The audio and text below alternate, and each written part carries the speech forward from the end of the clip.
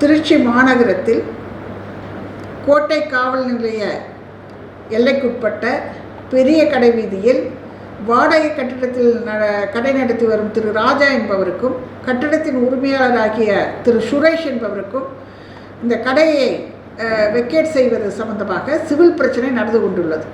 இந்த சிவில் பிரச்சனையில் sympathy create பண்ணி போலீஸை தலையிட வேண்டும் என்ற ஒரு நோக்கத்தில் அந்த சிவில் பிரச்சனையை போலீஸ் மேலே களங்கம் கற்பிக்கும் வகையில் அவதூறு செய்திகளை பரப்பி உண்மைக்கு புறம்பான தவறான செய்திகளை பரப்பி வருகிறார் திரு ராஜா என்பதை தெரிவித்துக் கொள்கின்றேன்.